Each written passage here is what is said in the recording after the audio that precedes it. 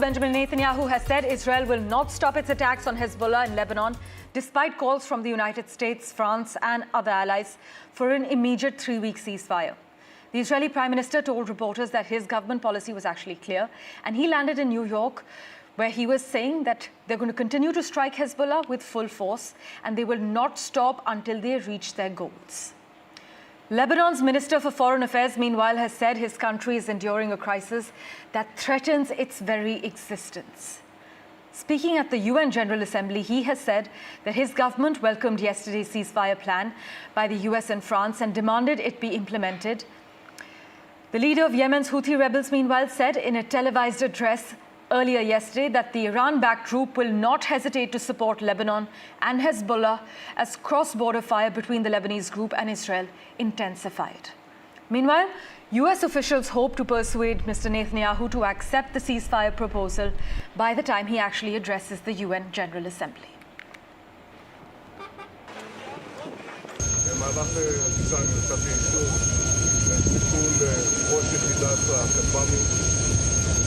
דברים אחרים, מסוכם. המדיניות שלי, המדיניות שלנו היא ברורה.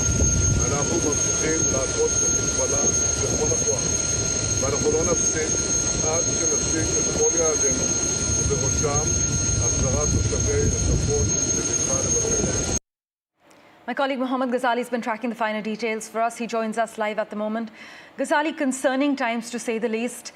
But at this point, is a ground invasion in Lebanon by Israel imminent? What are Israeli authorities saying? Oh yes, it looks very likely that perhaps Israel will take its chances to get into Lebanon. Why? Because Hezbollah appears to be at its weakest point, with many of its commanders, top commanders, have got injured in that pager blast and then explosion in the walkie-talkie, and then these aerial strikes. And some of these strikes have been a precision strikes by Israel, which has killed their top commanders, some of them who are responsible for managing drones, missiles, rockets.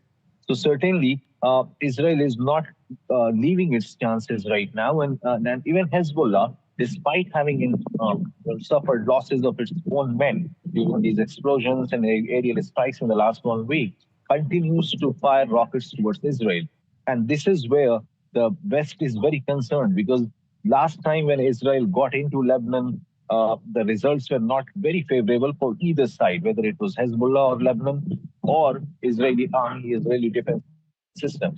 But now, why it is very concerning right now, because Israel has clearly said that its own goal is to get its residents back in the northern area, which they have left, fearing the rocket attack from Hezbollah. And Hezbollah had given a challenge or accepted the challenge, saying that we will not allow Netanyahu to fulfill its own demands of getting people to the northern border.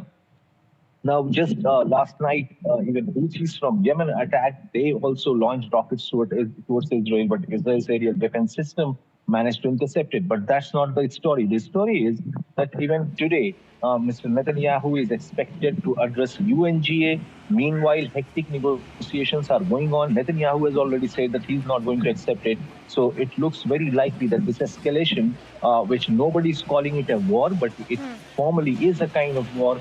We are not getting into the terminology right now here, but it is going to escalate and it's going to continue for some days. Ghazali, thanks so much for joining us with the latest update. We will, of course, revert to you for regular updates. But joining us from Beirut, Lebanon at the moment, Chadi Abdel Sater, journalist from Lebanon. Thanks so much for making time for us on the World 24/7.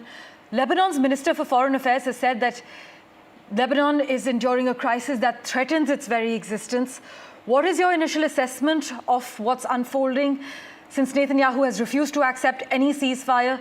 Do you think a diplomatic solution is still viable? Yes, in fact, Israel is escalating now, and Netanyahu mainly want to escalate the war because mainly the Israeli population and the polls shows that they want to come back and return to their homes in the north, and they want war with Hezbollah. They don't want a Hezbollah, a military militia on the border with Israel. That's from the Israeli side. From the Lebanese side, Hezbollah is very related to the Iran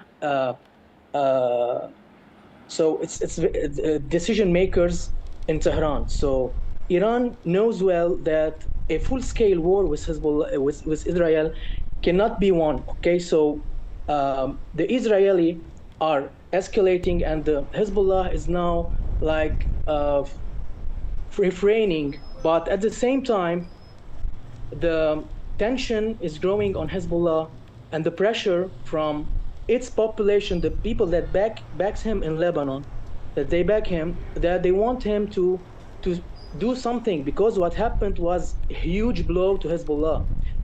You know that 4,000 or 5,000 of the top militants of Hezbollah are like out of action now because of the pagers explosions. So we have like thousands of people maimed. We have hundreds of top commanders out of action, permanently out of action. So Hezbollah is now like taking a big blow and is not retaliating, and this put pressure on him.